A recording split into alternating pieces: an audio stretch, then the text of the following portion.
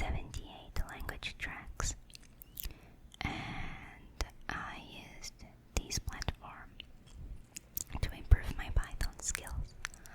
I think it is a little better if you already have some knowledge on programming. Yeah, you know some basics of programming, but a lot of these tracks, they are really beginner friendly. Those ones that have the learning mode tag. So as you can see, there are 78 languages for you to master. Become fluent in your chosen programming languages by completing these tracks created by our awesome team of contributors. Most of this I don't know clearly, and most of them I don't even know how. I have never seen it. So for example, here we have a pop ARM64 assembly, which is the architecture for most modern computers. In Windows operational system, usually it says it's 64 bits or x64. And in Linux, it's more common to see ARM64 architecture. We have Arturo, Hulk, AWQ, I don't know, AWK, Ballerina, Bash script, Batch script is very useful when you want to create scripts for your system, such as, for example, you want to create 30 folders in Windows. You can do this with Batch script.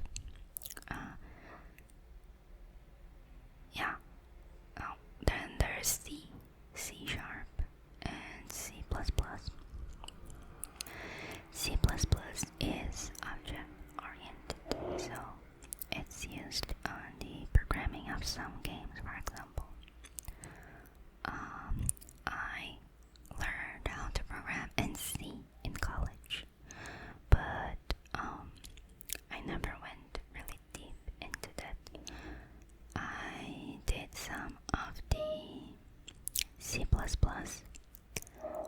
track, but I thought it became too hard to me. Now we have Cairo, CFML, Clojure, Cobol, CoffeeScript, Common Lisp, Crystal, D, Dart, Delphi, Pascal, Elixir, Elm, Emacs Lisp, Erlang, Euphoria, F Sharp, Fortran. I know a bit about Fortran because it's my dad's favorite programming language, and my professor, which helped me with my undergrad thesis, he only knew how to program in Fortran, so I picked a bit of it. Dark, Gleam, this one looks really cute. Go, Groovy, Haskell, Idris, Java, JavaScript, JQ, Julia, Kotlin, Lisp, Lua. I know some devices use Lua scripts. For example, Kindle, the Amazon Kindle uses Lua scripts in its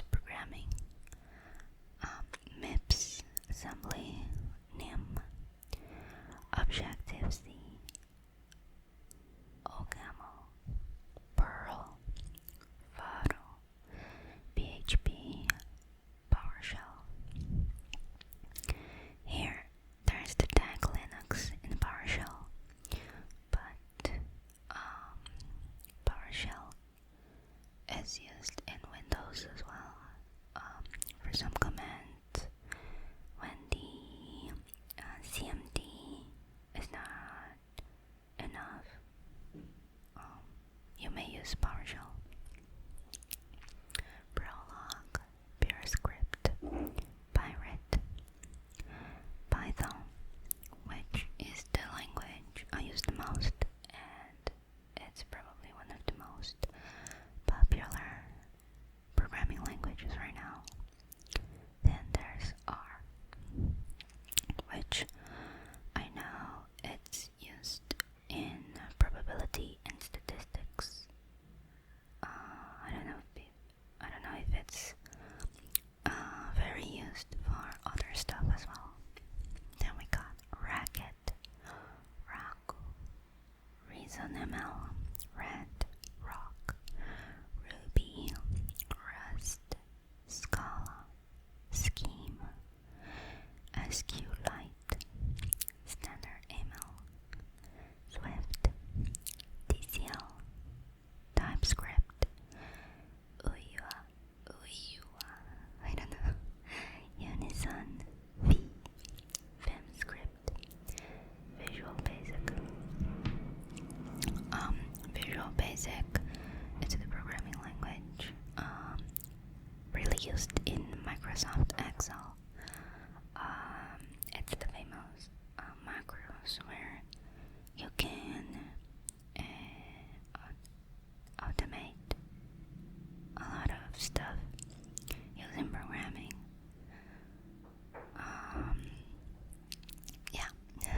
WebAssembly, ran x86, 64 assembly, Yom script, I don't know, and SIG. Because I'm trying to show you guys, I will start the Python track. I created a new account, so the track would be empty. But you can see here it says 614,061 students want to learn and master Python. Join exercism Python track for access to 141 exercises grouped into 17 Python concepts with automatic analysis of your code and personal mentoring, all 100% free. Then there's a quick section about Python. This guy, it's one of the founders of Exorcism. So, about Python. Python is a dynamic and strongly typed object-oriented programming language. It employs both duck typing and gradual typing via type hints.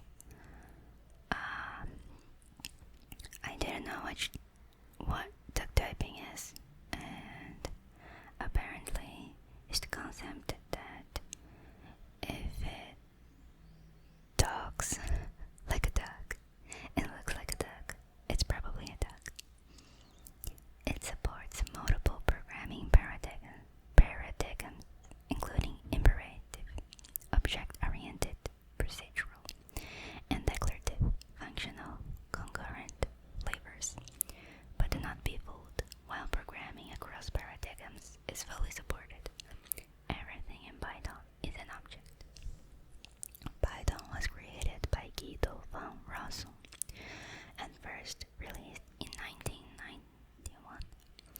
The Python Software Foundation manages and directs resources for Python and CPython development and receives proposals for changes to the language from members of the community via Python Enhancement Proposals, or PEPs. It is considered a strong language for programmers starting their journey, with a welcoming community and many resources available to learners of all levels and persuasions. Python puts a strong emphasis on code readability and, similar to Haskell, uses significant indentation to denote function, method, and class definitions.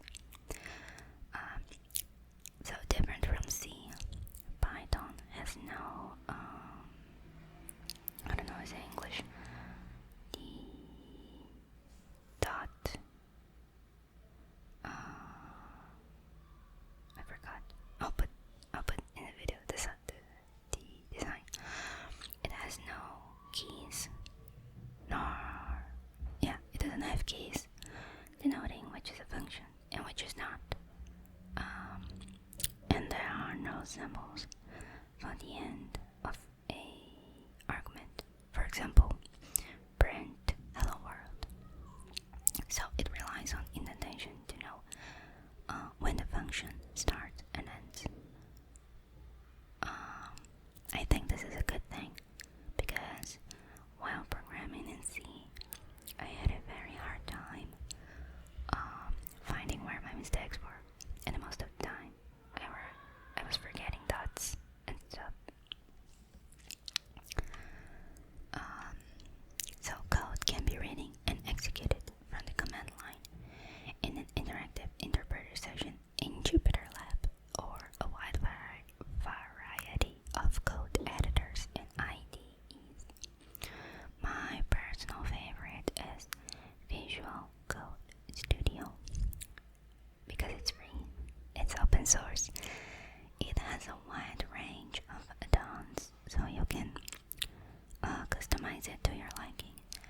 And a thing that is really important to me is that you can sync the configurations on all your devices and computers and stuff.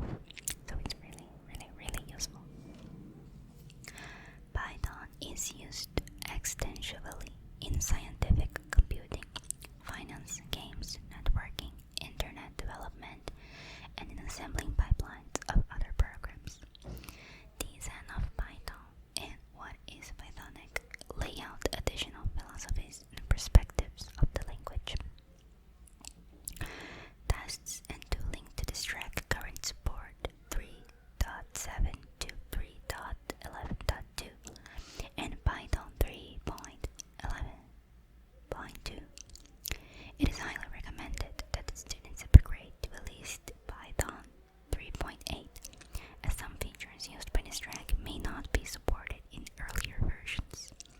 That being said, most of the exercises will work with Python 3.6 plus or even earlier versions, but we don't guarantee support for versions not listed under active Python releases. We will try to note when a feature is only available in a certain version.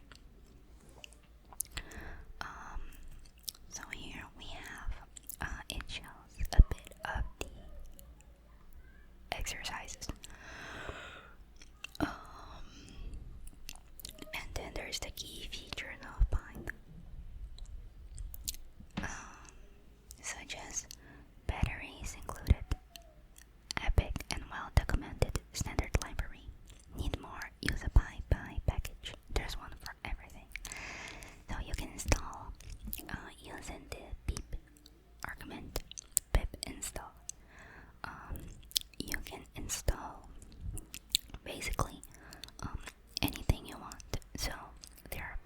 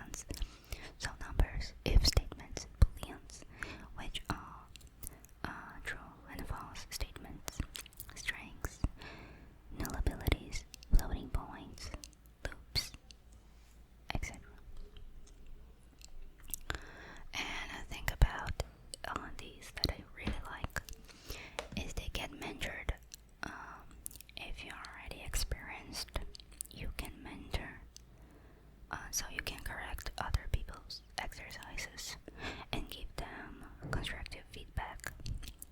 And communities are sort of Python exercises.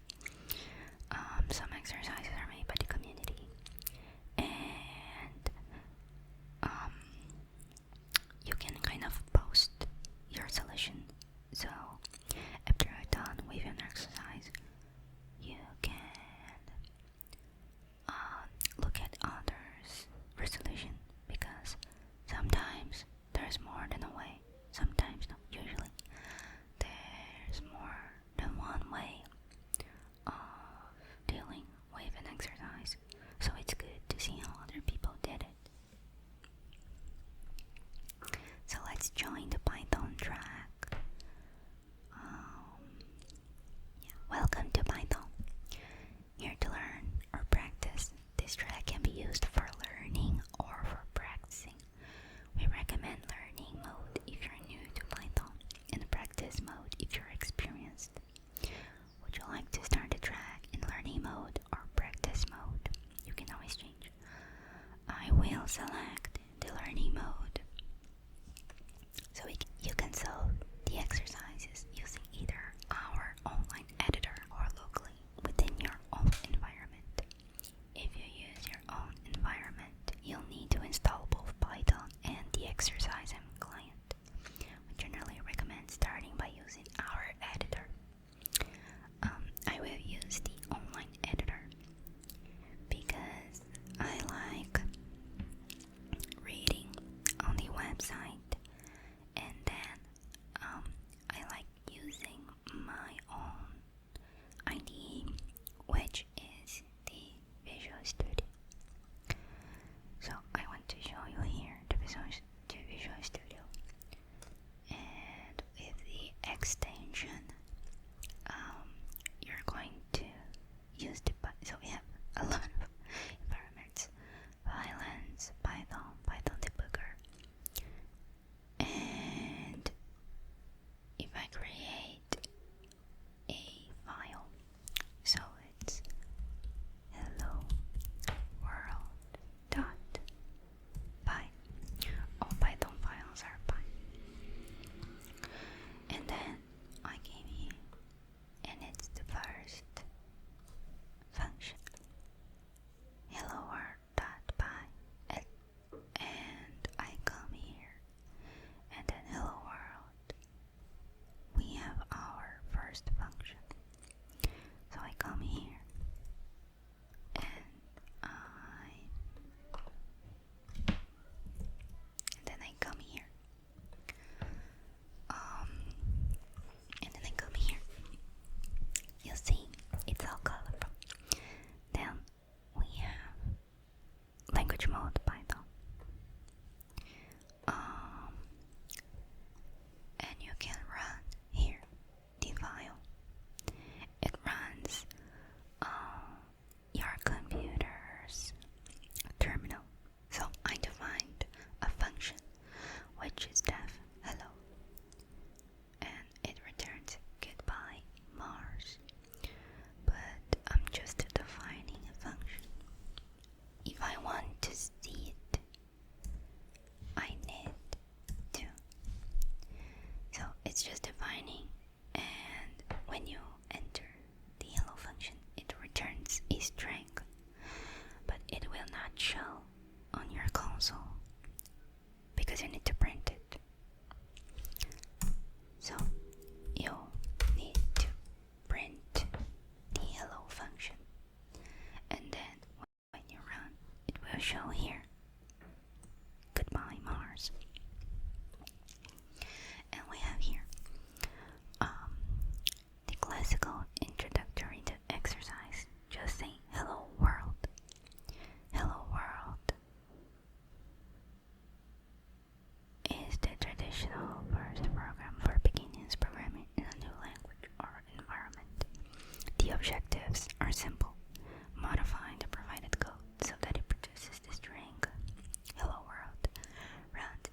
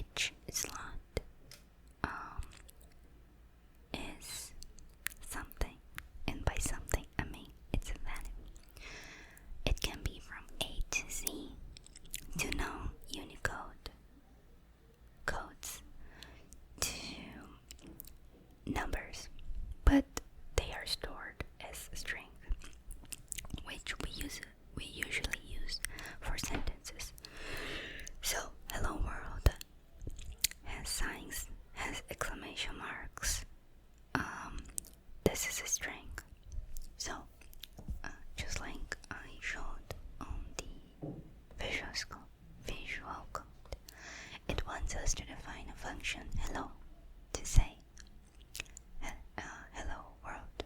So instead of goodbye Mars, it will be hello world. It's important to notice that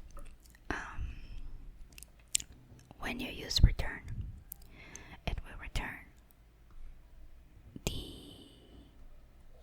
rest of the expression after return. So because hello world is a string and not a number, you need to use these symbols, which I forgot their names again. Quotation marks. Yeah. For defining strings, you will always use quotation marks. Okay. So the answer to the exercise is this. Then I take Control C. Then I return here. Control V. Hello world. And then we run tests, and it will run.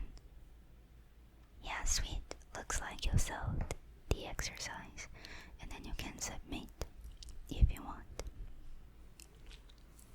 Then it's the first exercise, and then you can mark as complete. Another thing you can do is back up to your GitHub profile, and then it will process and show your iterations. So I'm going to mark as complete all iterations. I just did one, and then I will confirm. Yeah. So now that we did the hello world, we unlocked this track that we have basics, numbers and booleans, conditionals, strings, comparisons, lists, string methods, and then as you can see, it gets more and more advanced, like dict method sets, unpacking and mutable assignments, classes and generators. From when I was doing this track on learning mode a couple of years ago, I got stuck at generators and unpacking methods, which are a bit complex to me at least. But let's explore the basics. Let's explore this.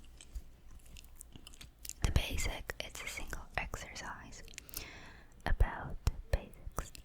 Python is a dynamic and strongly typed programming language.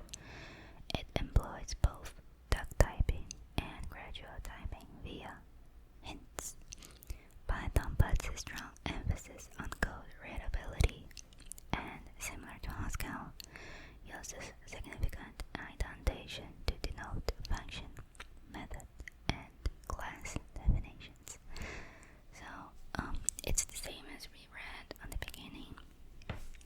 And then the first concept basically introduces four major Python language features: name assignment to variables and constants, functions, the def or keyword and the return keyword, comments and duck strings. So a really good thing that each time you are shown a new concept, they try to make a document to explain it to you. So name assignment, variables and constants. Programmers can bind names, also called variables, to any type of object using the assignment equal operator. So a name equals a value. A name can be reassigned or rebound to different values. And then there's an example. So they have this example here, and I will write in Node. So you type Python to start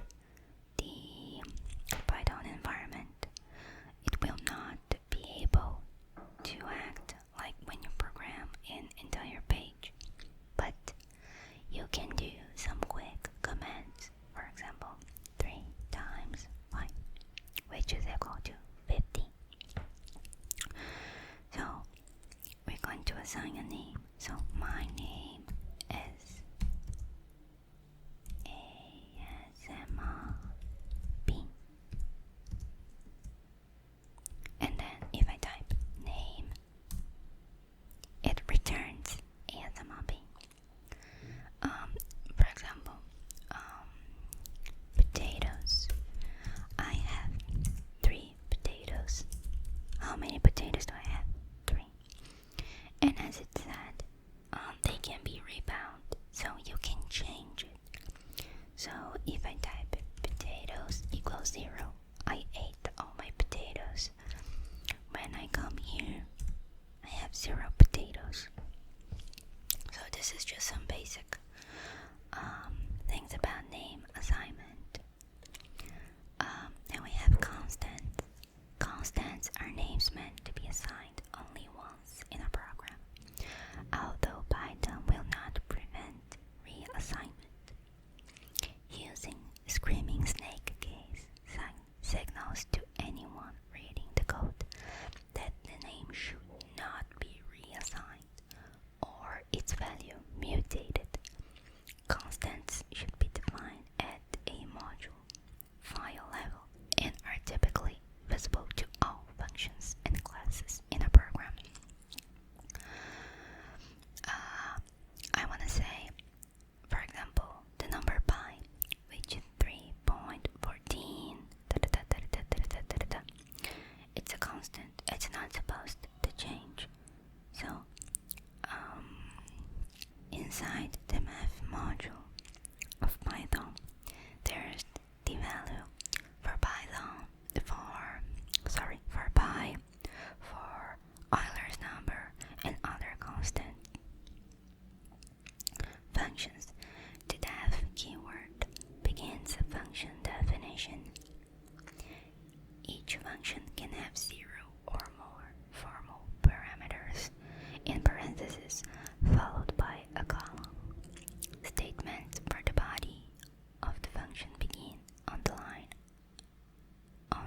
following def and must be indented in a block.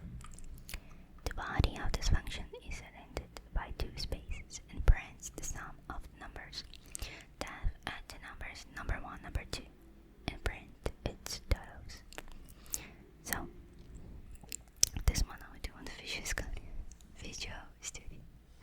So I'm going to read. It's a def. It's kind of weird saying def like that. So defining a function dot by. So we always def,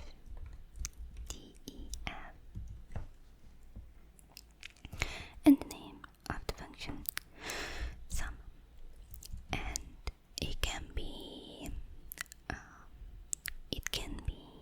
with no arguments or with arguments, but we'll do with arguments because we want to sum a and b.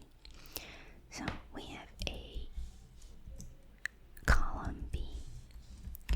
For defining a function, we need these 2 dots, and then the next line will be with a tab.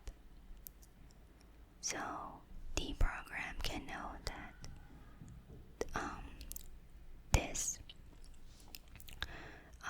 line is under the def wings in a way. So it will return a plus b. So we can do, for example, print, so we can actually see, and it already gave an example. Print 3 and 5. So print the sum of 3 and 5, and if we run this, it will return 8. It's pretty simple. Oops, let's say I forgot to say. Then let's head back.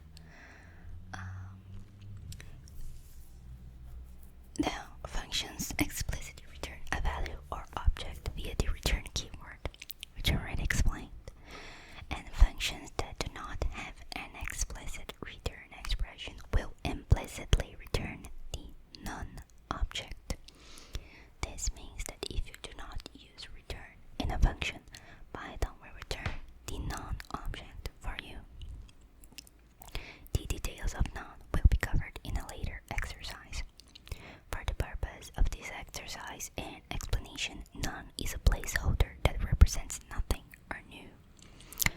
So if you're defining a function and it doesn't return, when you call it in the program, the program will run the function, but it doesn't return anything. So what the computer understands is that it's not supposed to return. It returns none and not 0, because 0 is a defined value. It's a defined object, so it needs to return none. It's kind of hard to understand in the beginning. Then we have comments. Comments in Python start with a what is it called in English? Sharp hashtag. Yeah, so apparently it's just a hash. And comments in Python start with a hash that is not part of a string, and line termination. Unlike many other programming languages, Python does not support multi-line comment marks. Each line of a comment block must start with the hash character. Docstrings. The first statement of a function body can optionally be a docstring, which concisely summarizes the function or object's purpose. Docstring conventions are laid out in PEP 257. Docstrings are declared using triple-double codes, indented at the same level as the code block. An example for a PEP 257 of a multi-line docstring: dev complex real equals 0.0, emag equals 0.0. For a complex number, keyword arguments real, the real part, default 0.0, emag, the imaginary part, default 0.0. If emag equals 0 and real equals 0, return complex 0.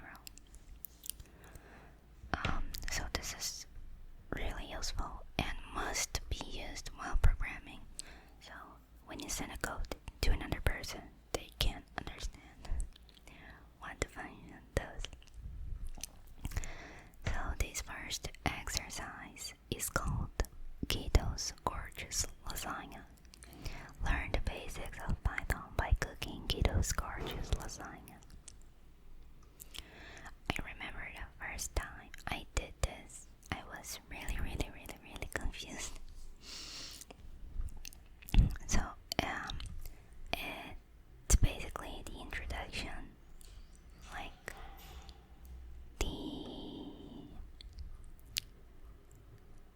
these things I showed you, and then we have the instructions of the exercise.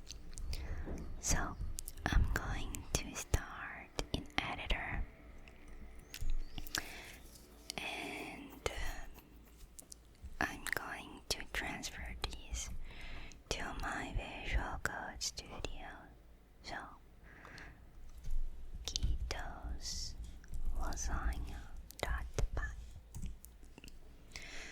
and I'm going to paste everything. So let's use this. Functions used in preparing Guido's Gorgeous Lasagna. Learn about Guido, the creator of Python.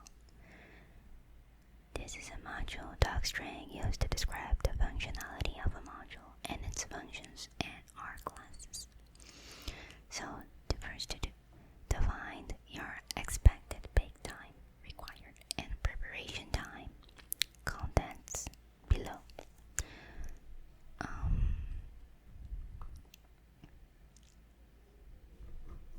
So let's see. We have here the tasks. So the first task is to find the expected bake time constant that represents how many minutes the lasagna should bake to your cookbook, the lasagna should be in the oven for 30 minutes. So, we need to define the constant. So, expected bake time equals 40. And it already said here, hash minutes. So the person knows that its value is in minutes. And it's we did this. So task 2, calculate remaining bake time in minutes. Complete the bake time remaining function that takes the actual minutes the lasagna has been in the oven as an argument and returns how many minutes the lasagna still needs to bake based on the expected bake time, which is here. To do remove pass and complete the bake time remaining function below. Since it's not passing, let's just do this. We already did the defining, so I'm going to delete the to do, and I'm going to remove the pass and add a return because we want the. This is not fun. The Visual Studio is returning the thing. Like, we need to think. It can't just give us the answers. I think I need probably. Oh, here's code completions. It's the Copilot. I'm going to disable this. So, calculate the baking time remaining. So, we have the parameter elapsed baking time already elapsed, and the function must return a int value remaining baking time in minutes derived from the expected bake time. So the remaining time will be the expected minus the elapsed. So the elapsed baking time will be the argument. So the person will say the elapsed, how long it's already been in the oven, and we return the baking time remaining, which is the expected baking time minus the elapsed bake time. So it's another to do. We can delete that. Define the preparation time in minutes function below. To avoid the use of magic numbers, see, you should define a preparation time constant. You can do that on the line below the expected bake time. This will make it easier to do calculations and make changes to your code. So we need to define the preparation time, and the documentation says define the preparation time in minutes function that takes the number of layers you want to add to the lasagna as an argument and returns how many minutes you would spend making them. Assume each layer takes 2 minutes to prepare. So let's define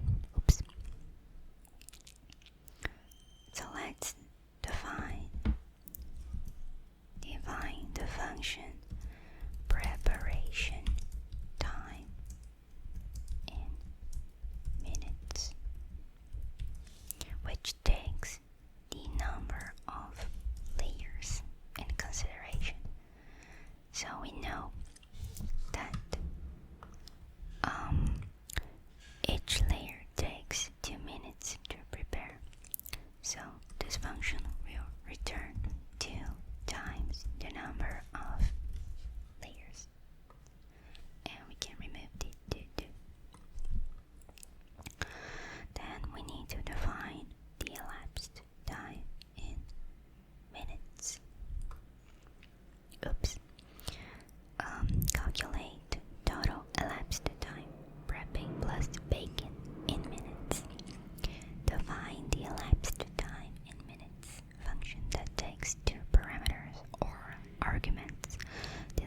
players.